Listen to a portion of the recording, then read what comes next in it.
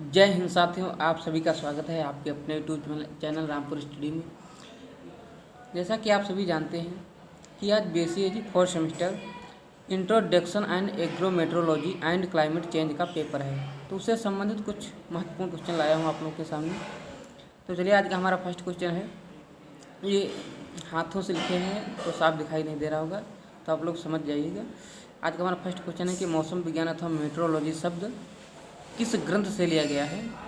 तो ये जो है आपका लिया गया है मेट्रोलॉजी का एक ग्रंथ होगा, उसी से जो है अरस्तु का एक ग्रंथ है, उसी से ये लिया गया है। इसको आप लोग ध्यान रखिएगा। फिर क्वेश्चन नंबर 2 दिया हुआ है कि मौसम विज्ञान किसका विज्ञान है। तो ये जो है वायुमंडल का जो है विज्ञान है। फिर क्वेश्चन नंबर 3 दिया हुआ कि ट्रोपोस्फियर शब्द किस अंतरिक्ष वैज्ञानिक की देन है। तो ये आपके एक वैज्ञानिक थे, तीसरा द बोर। इन्होंने जो है ट्रोपोस्फियर शब्द, तब ये अंतरिक्ष विज्ञानी थे, इन्हों की जो है देन है, तो इसको आप लोग ध्यान रखिएगा। फिर क्वेश्चन नंबर 4 दिया हुआ कि ट्रोपोज किस भाषा का शब्द है। तो ये ग्रीक भाषा का शब्द है। फिर क्वेश्चन नंबर 5 दिया कि जलवायु को वर्गीकृत करने का प्रयास करने वाला पहला वैज्ञानिक कौन है। तो ये आपके हैं डी कोंडोल। ये 1900 ईस्वी में जो है ये वर्गीकृत किया था, इसको आप लोग ध्यान रखिएगा। फिर क्वेश्चन नंबर 6 दिया है कि वायुमंडल में नाइट्रोजन की परसेंट मात्रा। तो ये 78.03% होती है, 78.03%। अगर भार की दृष्टि से पूछी जाए, भार की दृष्टि से, तो ये जो है 75% होती है। भार की दृष्टि से 75% जो है होती है। फिर क्वेश्चन नंबर 7 दिया है कि अंतर्राष्ट्रीय अम्ल वर्षा सूचकांक केंद्र स्थापित है। तो ये आपका जो है ओसाका में स्थापित है, इसको आप लोग ध्यान रखिएगा। क्वेश्चन नंबर 8 दिया है कि भारत में मौसम की भविष्यवाणी की जाती है। तो ये जो है पुणे महाराष्ट्र में जो है स्थित है, वहीं से जो है मौसम की भविष्यवाणी की जाती है। फिर क्वेश्चन नंबर 9 दिया है कि सौर ऊर्जा की खोज किसने की। तो ये अगस्टे मैचाउट एक वैज्ञानिक थे, जिन्होंने जो है सौर ऊर्जा की खोज की थी। फिर क्वेश्चन नंबर 10 दिया है कि father of agrometeorology in India, यानी भारतीय मौसम विज्ञान के जनक कौन है। तो ये आपके रामदास हैं। इंग्लिश में लिखा हुआ, मैं हिंदी में लिख दे रहा हूँ, रामदास। ये जो है आपके इंडियन मौसम विज्ञान के जनक हैं, यानी भारतीय मौसम विज्ञान के जनक रामदास। फिर क्वेश्चन नंबर 11 दिया है कि IMD का फुल नेम क्या है। तो ये आपका जो है हो जाएगा इंडियन मेट्रोलॉजिकल डिपार्टमेंट। ये जो है इसका फुल फॉर्म हो जाएगा, और इसका मुख्यालय आपका जो है वर्तमान में नई दिल्ली में स्थित है, इसको आप लोग ध्यान रखिएगा। फिर क्वेश्चन नंबर 12 दिया है कि WMO का फुल नेम। तो ये होता है वर्ल्ड मेट्रोलॉजिकल ऑर्गेनाइजेशन। ये जो है WMO का फुल नेम होता है। ये कहाँ स्थित है। तो ये जेनेवा स्विट्जरलैंड में स्थित है, और ये 1950 में इसकी स्थापना हुई थी। फिर क्वेश्चन नंबर 13 दिया है कि मेट्रोलॉजी को हिंदी में क्या कहते हैं। तो इसे मौसम विज्ञान कहते हैं, और इसके अंतर्गत जो है जलवायु का अध्ययन किया जाता है, इसको आप लोग ध्यान रखिएगा।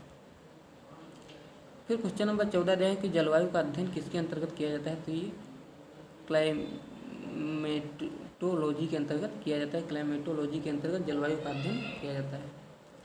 फिर क्वेश्चन नंबर 15 दिया है कि मानसून शब्द की उत्पत्ति कहाँ से हुई है। तो ये हुई है आपकी मानसून शब्द की उत्पत्ति अरबी भाषा का शब्द है, और ये मौसिन से हुआ है। मौसिन जो है एक शब्द से जो है इसका वर्जन हुआ है, तो इसको आप लोग ध्यान रखिएगा। अरबी भाषा का शब्द है, मौसिन से जो है इसको लिया गया है।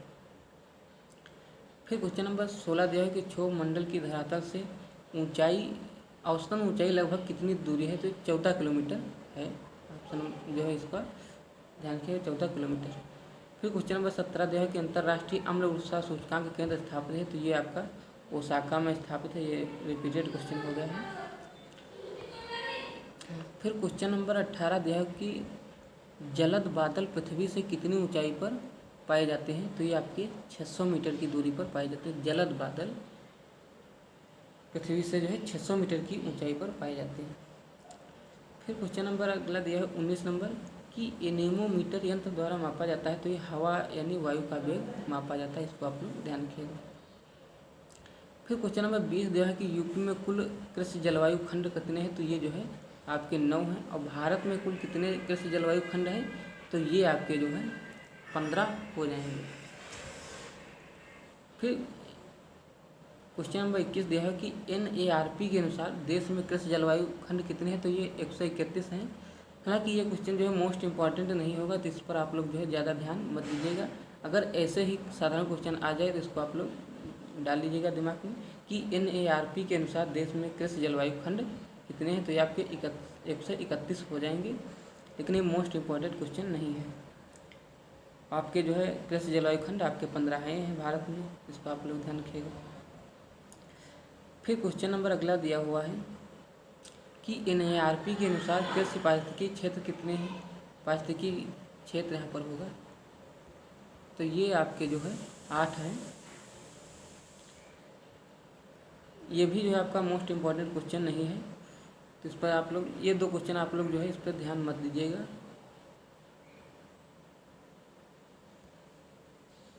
एक आपका ये हो गया और एक ये होगा, इस पर आप लोग ध्यान मत दीजिएगा। फिर क्वेश्चन नंबर 23 दिया है कि अल्बिडो किस भाषा का शब्द है? तो ये आपका लैटिन भाषा का शब्द है। फिर क्वेश्चन नंबर 24 दिया है कि कृषि मौसम विज्ञान की स्थापना कहाँ हुई? तो ये जो है आपकी सन 1875 में कोलकाता में हुई थी, इसको आप लोग ध्यान रखिएगा। फिर क्वेश्चन नंबर 25 दिया है कि फादर ऑफ मेट्रोलॉजी, तो ये जो है आपके हैं लोक हॉवर्ड को कहा जाता है। ये आप लोग इंग्लिश में लिखा है LUKCHOWORD, लोक हॉवर्ड। फिर क्वेश्चन नंबर 26 है कि यूपी में परंपरागत भूमि मापन की इकाई है, तो ये आपकी बीघा हो जाएगा, जिसको आप लोग ध्यान रखिएगा। तो ये थे कुछ इंपॉर्टेंट क्वेश्चन आप लोगों के सामने रखे गए। इसी के साथ मैं अपने वीडियो को समाप्त करता हूँ। सभी से रिक्वेस्ट है कि हमारे यूट्यूब चैनल को जरूर सब्सक्राइब करिए, ज़्यादा से ज़्यादा इस वीडियो को शेयर करिए। जय हिंद, जय भारत।